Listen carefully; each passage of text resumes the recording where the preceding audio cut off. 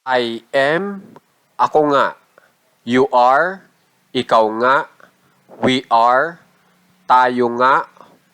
O, kami nga. They are, sila nga. He is, siya nga. She is, siya nga. I was, ako nga. You were, ikaw nga. We were, tayo nga. O, kami nga. They were, sila nga. He was, siya nga. She was, siya nga. Okay po. Bali po, yung ibinigay ko sa inyong listahan ay yan po yung pwede nyong gamitin kung gusto nyong sumang-ayon doon sa taong napakinggan nyo. Halimbawa po, siya ay isang doktor. Pag in-English natin yan, he is a doctor. At gusto nyong sumang-ayon na doktor nga siya. So, sasagutin natin siya ng yes, he is. Pag tinagalog, oo, siya nga.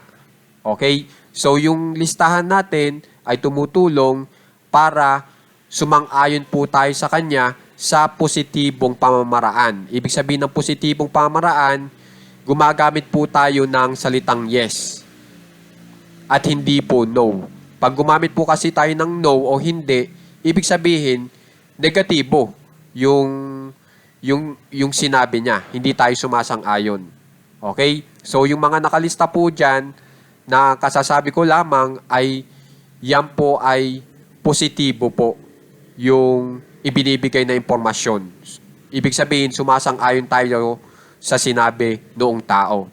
Tapos po, kung mapapansin nyo, ang ginamit ko po ay is.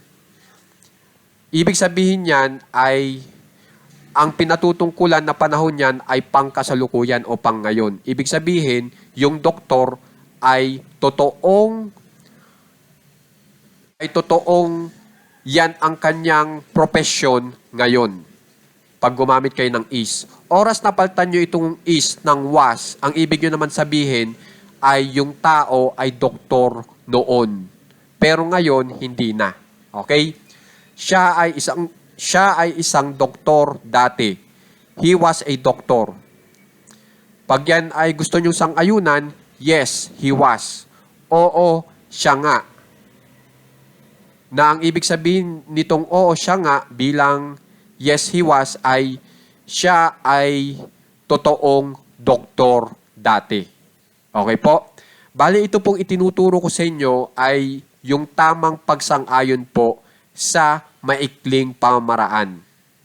Okay? Sa halip sabihin nyo na yes, he is a doctor, oo, siya nga ay isang doktor, sa halip ganun po ang sabihin nyo, pwedeng sabihin nyo na lang po na yes, he is. Oo, siya nga. Okay po?